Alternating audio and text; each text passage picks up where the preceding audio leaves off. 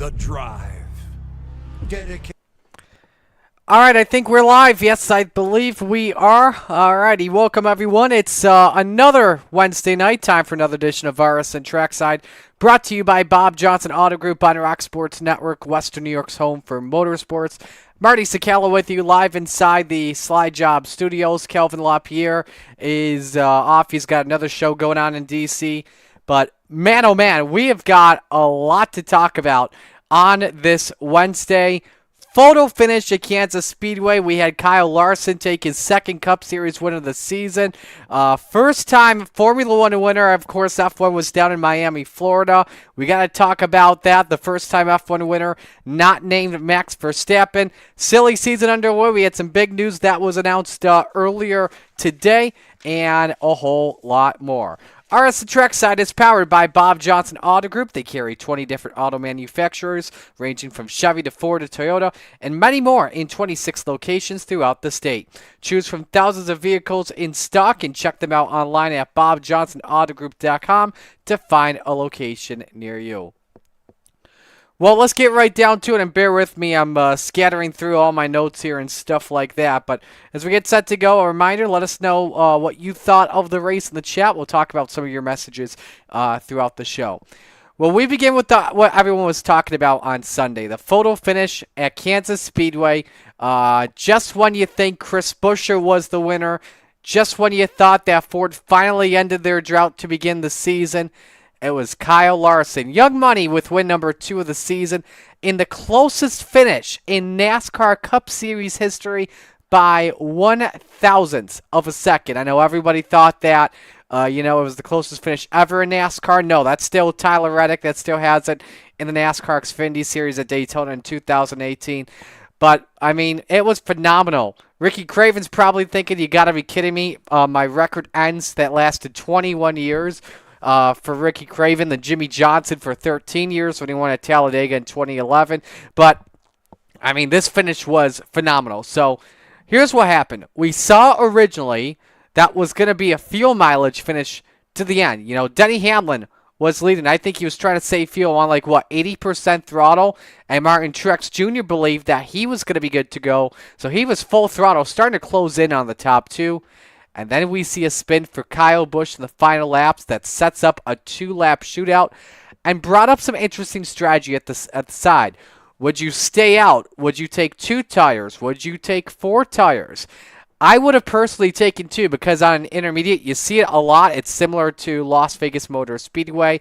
2 tires was the right call here in the situation. 2 tires obviously won the race. 4 tires didn't. If you would have stayed out, I think it would have been risky. If I were Todd Gilliland, who was going to restart in the top 10, you've got a chance at your first win. I was surprised personally that the driver of the 38 stayed out actually. So, but most of the drivers, I think the entire top 10 took 2 tires. So, Chris Buescher clears both Denny Hamlin and then Kyle Larson on the restart. Immediately, I'm thinking Aero Block Larson, because that was the talk of Dover last week, the way Denny Hamlin won, aero blocking the number 5. You know, Larson's going to enter the corner with big arcs, and, Buescher did it right. But then on the final lap, going into turn number 3, Buescher tried to break the draft. However, though, I felt like when he went into turn number 3, he took the wrong lane. He was in the middle groove. He was in pretty much no man's land. He gave up the high side to Kyle Larson. And rule number 1, when you're racing Kyle Larson for a win, you don't give up the high side. He's a dirt track master at doing it. So, but then we came off turn 4. Buescher going through the apron, trying to shortcut the trioval to get to the finish line first. Now Larson's he's trying to side draft. And then bang, they make contact. Buescher gets a little bit sideways. Larson wins, and that caps off just an amazing day of racing to just stay on the couch and watch F1 in the Cup Series. I mean, you love it for Kyle Larson, but you hate it for not just Chris Buescher. You also hate it for Ford. They're still trying to get their first win of the year in any of the top 3 series. And you look at the 3 close photo finishes that we've had this season, Ford has been the one that finishes in second place. You look back at Atlanta, Ryan Blaney lost to Daniel Suarez by 0.003 of a second. You go down to the Xfinity Series at Texas Motor Speedway. Ryan Sieg loses to Sam Mayer by 0.02 of a second. And now you have Kansas. I mean, what's going to be next? Are they going to tie in the Ford is not going to have the most laps led or something like that? That's the rule in NASCAR. If there is a tiebreaker where not just video but also timing can't figure out who was the winner of the race, then that comes down to who led the most laps. But this race, though, which we had to wait a few hours for, probably in my opinion, the race of the year. Constant side-by-side action. I think it was near the end of stage one. Ross Chastain and Kyle Larson, they were going at it door-to-door for the race lead for many laps. And I think what we saw to begin stage number 2, 5 wide, where Chris Buescher threaded a 4-wide situation at Kansas once again. Now, not the first time we have seen 5 wide at Kansas. I think we saw it back in 2019, if not 2020, with the high downforce 550 package on the Gen 6. But, I mean, it was just crazy with the way Buescher threaded it. If Christopher Bell came down just a little bit more on Buescher, that's a big accident that's breaking out. We see the big one on the front straight. So, but a great day of racing. A lot of people, though, I noticed were discussing at the end of the race specifically on X or Twitter, how scoring was working. Because, like I said, when watching on Fox, scoring says Chris Buescher that he is number 1. And then it goes around, they switch the shot over, and then videotape has Kyle Larson out in front by about an inch or so. When you look at the video Fox has on replay, it looks like Chris Buescher. I immediately think Chris Buescher wins it. But, I mean, then you see a post by RFK Racing on X saying that the finish line is crooked by the painter. Now, for those wondering, the finish line, the start-finish line gets painted daily during a race weekend because of, rubber buildup and burnout from the tires. If you did not watch Jeff Gluck's video on X explaining all of that, he gave a really detailed perspective on it. Definitely recommend checking it out if you haven't seen it yet. But NASCAR, and this is what Gluck mentioned as well, has a camera in the infield, a lot of frames a second. It can capture numerous images a second of the start-finish line and shows you who crossed the timing line first. You can see it easily. It was Kyle Larson, followed by Chris Buescher.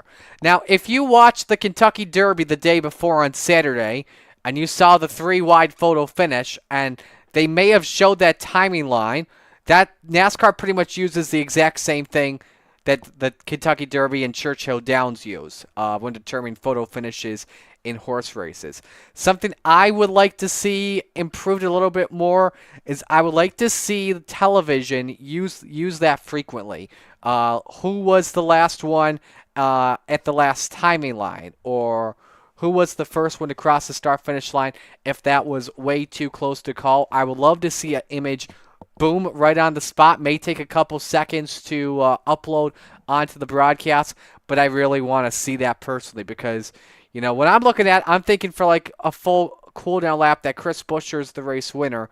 And we did not, I think the first place that we saw the photo that was captured was if you went to social media on Twitter. Yes, NASCAR showed the slow motion tape that Fox has at the finish line, and it looks like a dead tie. It really does look like a dead tie. At Lightning McQueen in the middle, looks like the Piston Cup finish at the Motor Speedway of the South. But, I was just like crew chief Scott Graves on Chris Buescher's race car. Confused from what I saw on the broadcast. One moment you're celebrating, next moment you're just stunned. NASCAR showed him the replay, and he told Bob Pockrass he accepted the situation that went down. But, again, like I mentioned, 1/1000th of a second. It is the closest finish in NASCAR Cup Series history, beating out what were the closest finishes in NASCAR history, 2/1000ths of a second when Ricky Craven beat Kurt Busch at Darlington Raceway in last year, or in 2003, and then 2011, Jimmy Johnson beat Clint Bowyer at Talladega. So here's how the finish looked. Kyle Larson, the winner, leading 64 laps. Chris Buescher, second, leading 53. Chase Elliott, third. Martin Truex Jr., fourth. Denny Hamlin, fifth, led the most laps at 71. Sixth, Christopher Bell. Seventh, Alex Bowman. Eighth was Kyle Busch. 9th, Noah Gregson. 10th, Michael McDowell. Race lasted 3 hours, 10 minutes, 42 seconds. Average speed 126.4 miles an hour. Margin of victory 1/1000th of a second. Denny Hamlin won stage 1. Chris Buescher won stage 2. Kyle Larson won stage 3. 7 cautions for 43 laps. 28 lead changes amongst 10 different leaders. Just absolutely insane. In the other races that we had throughout the weekend, the Truck Series race, Corey Heim, dominant weekend for him, taking another Truck Series victory, led 79 of 134 laps and won stage 1. Also had his second Cup start as well last weekend, restarted in the 10th position, going into the final overtime session, eventually finished 22nd. Gotta give it up for Corey Heim, though. He has had these past 2 weekends successful runs, in my opinion, for Legacy Motor Club, and will be a future star, in my personal opinion, in the NASCAR Cup Series. So we'll just have to see how he performs down the road. I believe NASCAR released the qualifying order reports today, which they did. And Eric Jones will be back in the 43 this weekend with Legacy Motor Club after missing those last 2 races due to a back injury at Talladega. But yeah, Corey Heim getting the job done in the Truck Series race. Formula One, that was, I think, probably the most talked about F1 race this season. Probably the most talked about F1 races is when Max Verstappen doesn't win, because he's just been dominant all season long. Australia was when Verstappen, I think, blew up like 3 laps in and immediately was out of the race. But in Miami, Lando Norris beats Max Verstappen and is finally a Grand Prix winner in Miami, Florida. Well-deserved and probably one of the more popular wins we have seen in F1 in a while. But yeah, safety car came out during green flag pit stops when Logan Sargent got spun by Kevin Magnussen. Lando had yet to pit, and he was 11 seconds in front of Max Verstappen. So Lando pitted under the safety car. F1 said you lose 9 seconds of time when you pit during a safety car period, and Lando took home the win. I did not think it was possible when we got back to the restart because of how good Verstappen is on restarts, even before you get into a DRS situation. But Norris defended that restart really well, and then Verstappen just had a tough time turning with the downforce he had to deal with Norris pulling away. But as it got closer, people were like, you may want to tune in. Lando is like 15 laps away. He's 10 laps away. Is he going to do it? Is a safety car going to be caused? We nearly saw situations where Lando may have lost this race because of a possible yellow, but no, we did not. Lando, popular win for him in the United States. He's one of the bigger stars that we see on Drive to Survive on Netflix. So very happy for Lando Norris, that's for sure. Almost won in Russia back in 2021, and then it started to rain. Norris was like, I'm going to stay out on slick tires, and then it eventually ended his chances of winning the race, unfortunately. But what a day for McLaren. Their first win since I think it was 2021 when Ricciardo picked up the win. The first McLaren win in the U.S. since 2012, and Lewis Hamilton won the inaugural COTA race. Something that was even better as well for Formula One and ESPN, they won the weekend in motorsports racing in ratings, 3.1 million to 2.3 million in NASCAR. So they beat NASCAR for what I believe is the first time ever that F1 has done it, if not the first time in a long time. But, you know, there were a lot of factors that played out right for Formula One. NASCAR had the rain delay, so gave fans, you know what, let's go watch F1. Let's see what's going on down in Miami. As well as F1 being on ABC on local television. And then also we had the NBA playoffs on prior, Game 7 between the Cavaliers and the Magic that led in directly to the formation lap in the Miami Grand Prix. Successful weekend for Formula One, successful weekend for ESPN and ABC, winning the ratings in motorsports. Cannot wait to see what's next. Why don't we step aside and take a break? When we come back, good, bad, and ugly, Latimer Physical Therapy Power Rankings, and a lot of news, not just in NASCAR, but also in local racing. Stay with us. RSN Trackside's around the corner. The drive, dedication, the courage it takes to go from contender to champion. This is Driven Bob Johnson from the very start. It's how we build our team. It's how we win our customers. Bob Johnson welcomes every challenge to enter the winner's circle. Bob Johnson's got your ride. Bob Johnson. If you're living with pain or recovering from surgery and don't know where to start, Lattimore Physical Therapy can help. The Lattimore Promise includes an individual diagnosis with a highly trained licensed physical therapist on your first visit, a personalized treatment plan, communication with your doctor, and a continued personal care plan. You're never more than minutes away from pain relief. Visit LattimorePT.com. Lattimore Physical Therapy. We start with fresh, never frozen ground beef, follow it with our homemade meat hot sauce, and finish it with your choice of toppings, always made to order. Our world's greatest cheeseburgers will make you say, Gimme, gimme, gimme, Bill Grace. Hi, my name is Henry, and I want to welcome you to Batavia Downs Gaming. We want you to love it, not just like it here. We went to our customers and asked them what we can do better. You said you wanted a hotel, so we built one. More and better food. We did that too. A separate place to smoke and play? We even did that. Batavia Downs Gaming and Hotel is the right size with the right people in the right location. Batavia Downs Gaming. Come here to dine, stay, and play. While we celebrate 140 years of serving our community, the kind of delicious joy that lasts a lifetime, we look forward to serving you for 140 more. With hardworking, wholehearted, passionate people who will help shape new memories for generations to come.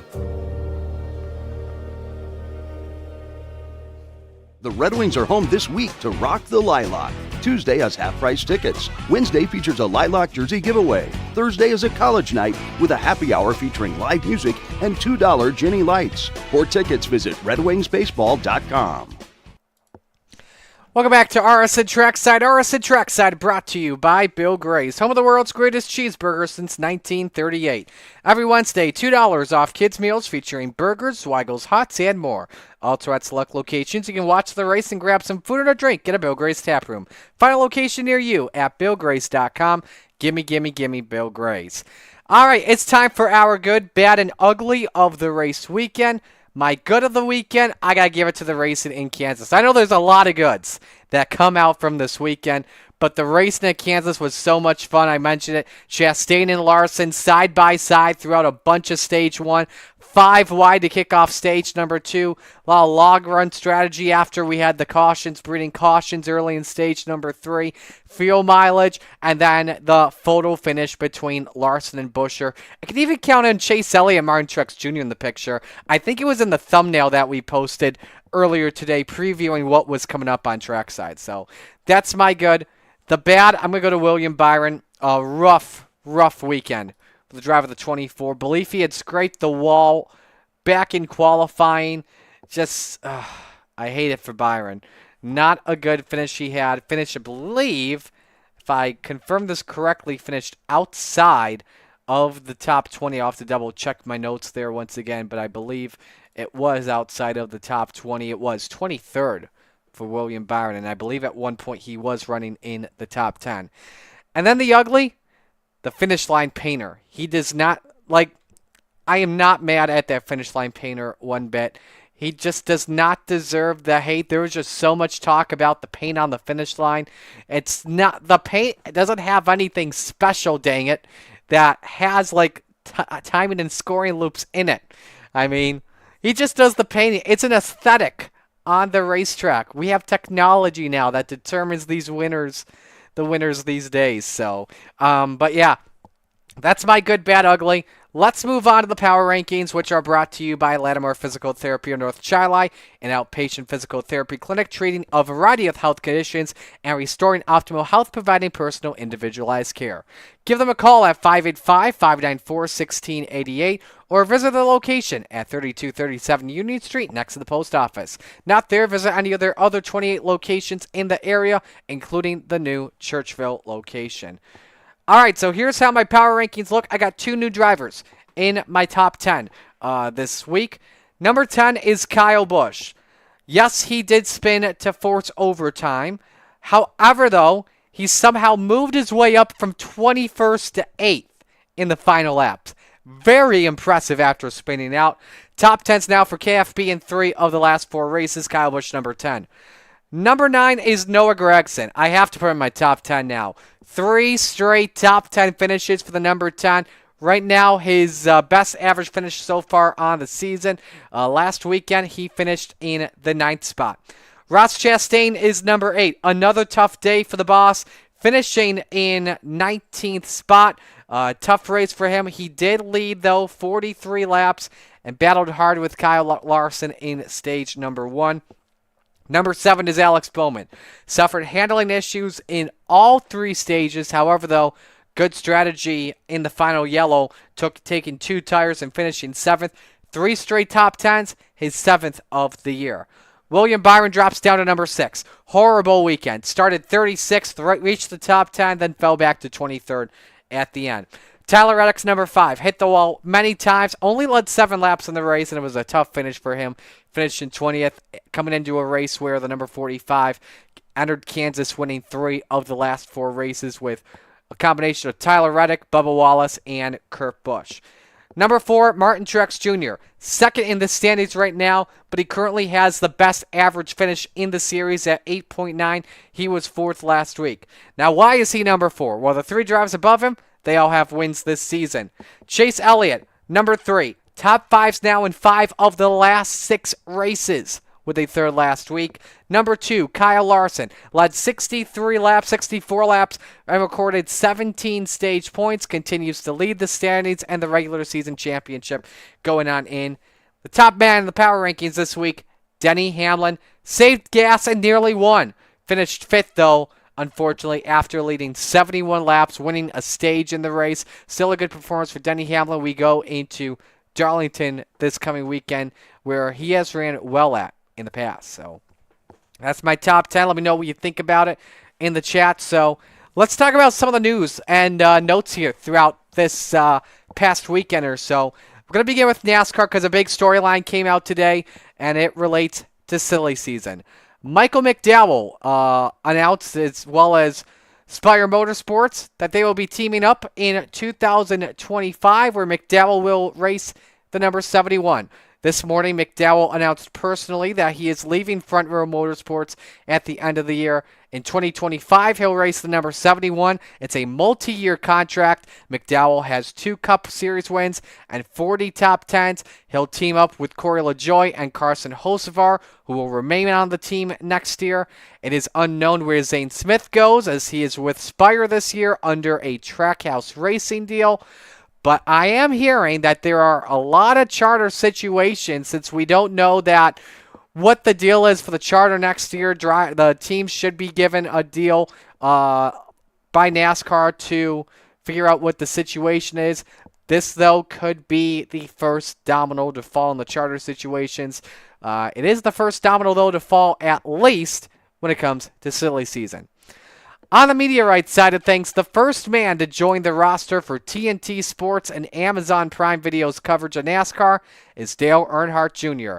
Jr. will be in the broadcast booth for 10 races of the 38 events the Cup Series have for next season. In addition, Dale Jr. will be in a Bleacher Report series across the BR platforms that is co-produced with Dirty Mo Media. Not sure if we'll see the Dale Jr. download be a part of BR.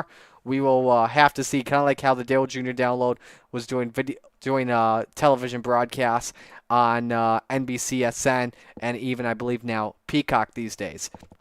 This is a big story that came out just about an hour ago, and I think this is surprising to a lot of race fans, especially not just them, but the media at Fox Sports. NASCAR Race Hub will be coming to an end next month, according to racers Kelly Crandall. Final show will air Tuesday, June 11th. Fox employees were informed of the show's future on Wednesday. Race Hub debuted on October 12, 2009 on Speed before it moved to Fox Sports 1 in 2013. The 2500th episode aired back on January 29th.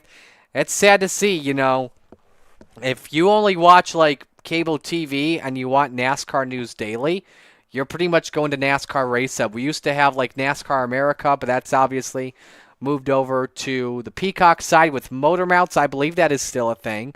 And then we'll just have to see what Amazon and BR come with, and TNT Sports come up with for NASCAR. But it's really sad to see, though, era coming to an end after, 24. I think it's 14 years or 15 years. And it's surprising to see it end in the middle of the season.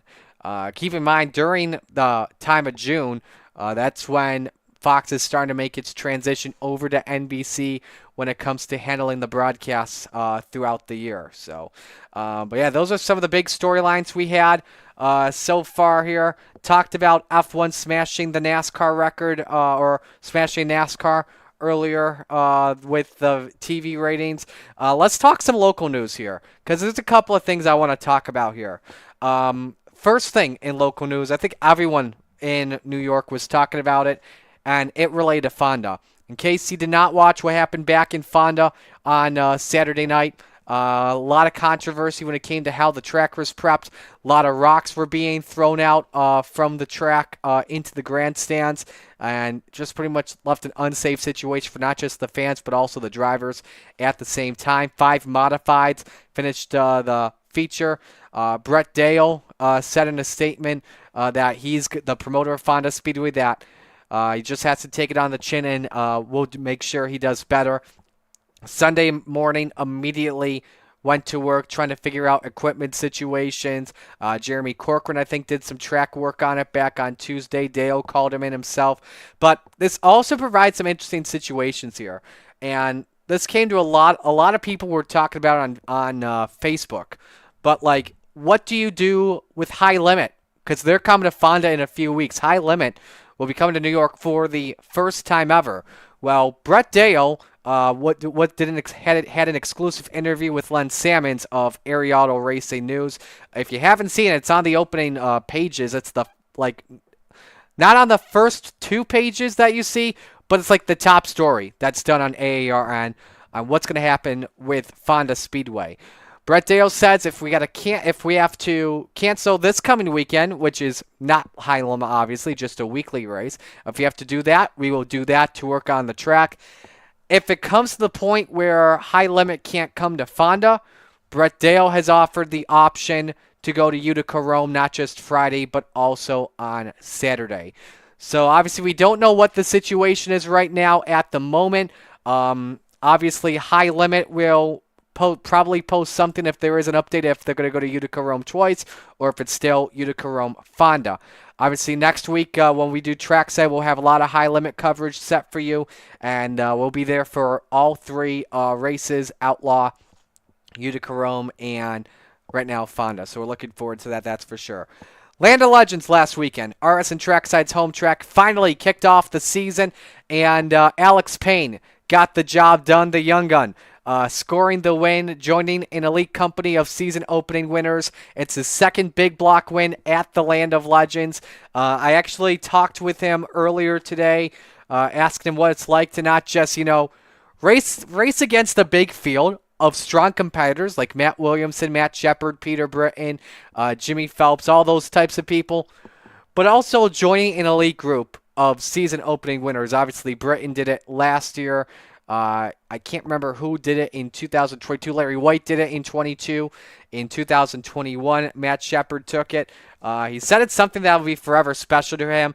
The list of opening night winners is very humbling and something that he's very proud of to do. So, and Alex Payne leads the points at Land of Legends. So that's a pretty cool moment there as well. I was at Thunder Mountain last weekend for CRSA Sprints. Jordan Hutton scored the win in the season opener. That was a fun race to call, especially early in the race when the top four are 4 wide for the lead on lap number 1. That's wild. I'm not kidding. So, but a fun race. Jordan Hutton starting his title defense off right. Billy Van Imogen finishing second, and Jerry Sen Jr. Rounding out the podium. This weekend, CRSA is at Land of Legends, so I'll be there doing my CRSA content, not the trackside content where I'm focused on the big blocks. I am focused on CRSA this weekend. Next week, when we have like I said, when we have the high limit races, that's when I am trackside focused and class focused too. I'll explain some more of that next week, though. But anyway, why don't we step aside and do we have anything else? Nope. We'll step aside for segment 2 and take another break. When we come back, we will preview this coming weekend. It's Throwback Weekend at Darlington Raceway. Stay with us. RSN Trackside is around the corner. The Red Wings are home this week to rock the Lilac. Tuesday has half-price tickets. Wednesday features a Lilac jersey giveaway. Thursday is a college night with a happy hour featuring live music and $2 Jenny Lights. For tickets, visit redwingsbaseball.com. While we celebrate 140 years of serving our community, the kind of delicious joy that lasts a lifetime, we look forward to serving you for 140 more. With hardworking, wholehearted, passionate people who will help shape new memories for generations to come. Hi, my name is Henry, and I want to welcome you to Batavia Downs Gaming. We want you to love it, not just like it here. We went to our customers and asked them what we can do better. You said you wanted a hotel, so we built one. More and better food, we did that too. A separate place to smoke and play, we even did that. Batavia Downs Gaming and Hotel is the right size with the right people in the right location. Batavia Downs Gaming. Come here to dine, stay, and play. We start with fresh, never frozen ground beef, follow it with our homemade meat hot sauce, and finish it with your choice of toppings, always made to order. Our world's greatest cheeseburgers will make you say, Gimme, gimme, gimme, feel great. If you're living with pain or recovering from surgery and don't know where to start, Lattimore Physical Therapy can help. The Lattimore Promise includes an individual diagnosis with a highly trained licensed physical therapist on your first visit, a personalized treatment plan, communication with your doctor, and a continued personal care plan. You're never more than minutes away from pain relief. Visit LattimorePT.com. Lattimore Physical Therapy. The drive, dedication, the courage it takes to go from contender to champion. This is driven Bob Johnson from the very start. It's how we build our team. It's how we win our customers. Bob Johnson welcomes every challenge to enter the winner's circle. Bob Johnson's got you right. Bob Johnson. Welcome back to RSN Trackside. RSN Trackside is brought to you by Bill Gray's. RSN Trackside is brought to you by Zweigel's, making great tasting quality meats since 1880. Quality meals from pop-open hot dogs to classic sausages and meatballs made easy. All right, time to preview the weekend here at Darlington Raceway, and definitely looking forward to it. It is Throwback Weekend as well, and Darlington last year, you look back at last year's Throwback Weekend race, that was crazy. Obviously, we saw William Byron get the job done in a Jeff Gordon throwback, but the talk of that race was Ross Chastain and Kyle Larson getting together while battling for the race lead. Some controversy after Chastain picked it completely differently, unexpected, and then the two get together and take each other out. Rick Hendrick even thrown some heat last year in that race too. So, but you know, Darlington in the next gen has not disappointed from what I've seen in the past. You know, Both grooves were working. The high side's always the place to be. Low side always works pretty well. You want to get your car up near the wall as much as possible. Just don't scrape the wall, or else you get that Darlington stripe. It's always a fun track. It's to me, it's it's probably the most unique track on the schedule, or one of the more unique tracks. I know Pocono has got 3 corners. That's probably the most unique. Darlington, though, is unique with that egg-shaped oval, though, for sure. So when I look at my favorite paint scheme going into this weekend, I'm going to look at the Cups only paint schemes. There are some pretty good paint schemes this year. I'm not going to lie. Kyle Larson went deep with the throwback, going back to Terry Labonte with the Kellogg's Corn Flakes yellow and red scheme. That one's really nice. Brad Keselowski went back to the GT days with the old Castrol paint scheme. Chase Elliott used the 2014 Daytona 500 throwback. If you remember as well, we talked about it earlier this season. Chase Elliott stayed up late for the Daytona 500 to watch it and used a tardy slip the next day when he was a senior in high school. There's one as well that was really good. William Byron is also doing a Jeff Gordon throwback. This one goes back to the Orange Flames. Now, I know a lot of people say that their favorite Jeff Gordon paint scheme is the Rainbow Warriors. We could see it. That was the DuPont paints. Personally, those Orange Flames really stuck out to me. That showed me that was a hot rod, and it showed kids that was a hot rod, in my opinion. So that's why I like the William Byron throwback. Harrison Burton using another Wood Brothers throwback. Nemechek and Jones honoring the King once again, Richard Petty. Alex Bowman throwing back to Jimmy Johnson's paint scheme from 2002 to 2005. That's amongst the Cup Series cards. I like Larson's paint scheme the best. There was another one that I liked that came out earlier this week. Shane Van Gisbergen, not racing the Cup Series, but obviously full-time in the Xfinity Series. He is racing a Marcos Ambrose throwback paint scheme with the Stanley colors, the yellow and black 9 with the exact 9 font that Richard Petty Motorsports had back at the time. And so that's pretty cool. An Aussie, honoring an Aussie. Stuart Friesen is doing a pretty cool throwback as well, honoring Jimmy Johnson. I think it was the 2010 Coke 600, I think it was. That when he ran that paint scheme that Friesen is honoring. So a lot of nice paint schemes. It's always a fun weekend going back to the old school days, going retro at Darlington Raceway.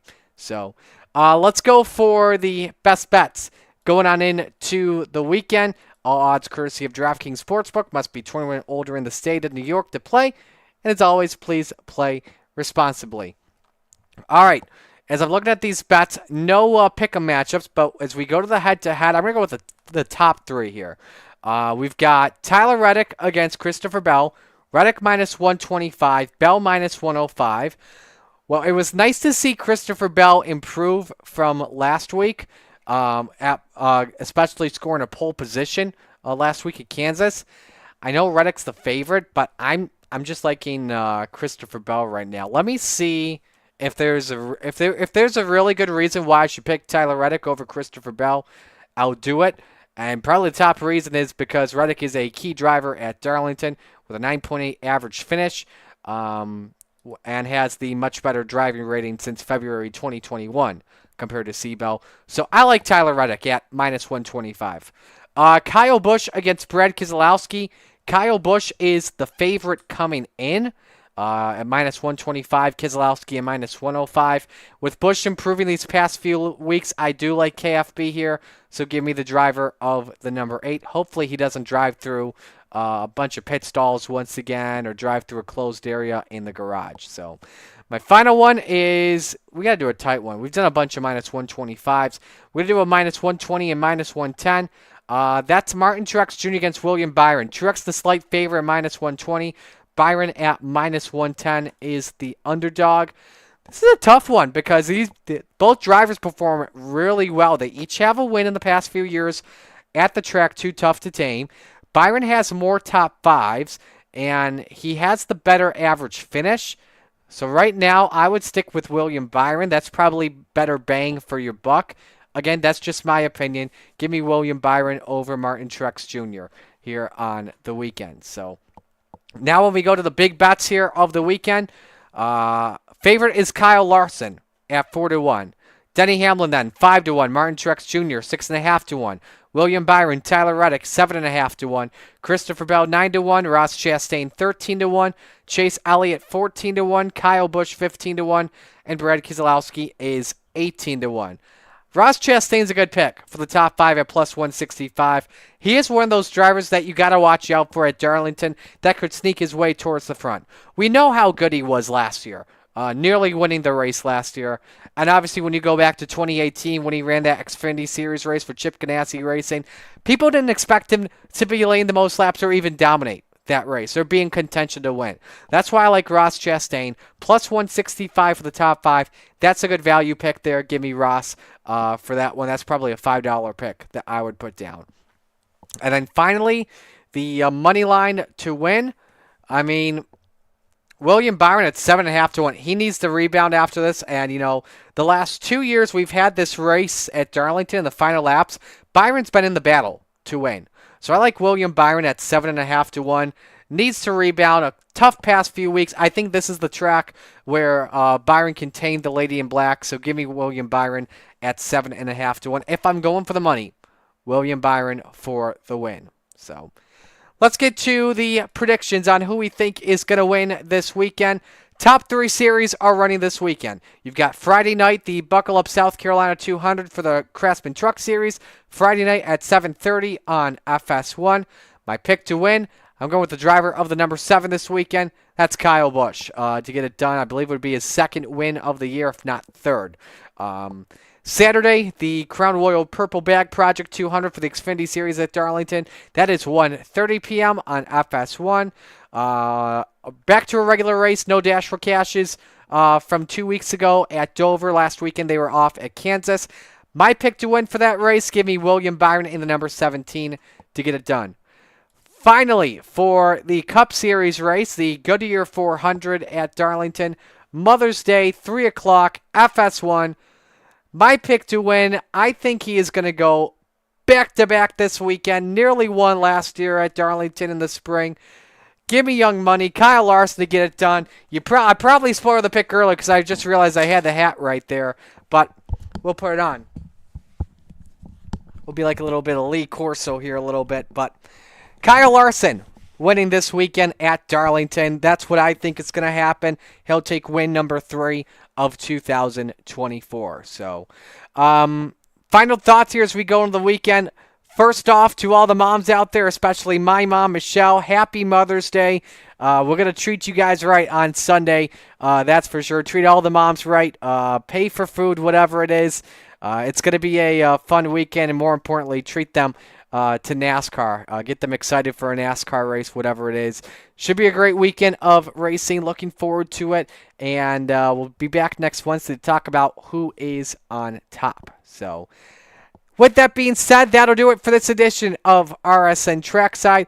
Next week, we'll be recapping Darlington. We'll be talking a lot of high limit with the 3 races next week. Going to try and get a guest as well to come on the show that could talk some high limit for us. Not too sure just yet, but we're going to try and find a way to talk with somebody about it. Shout out to Gary, as always, working behind the camera and the computer. Till then, I'm Marty. This has been RSN Trackside. So long, everyone.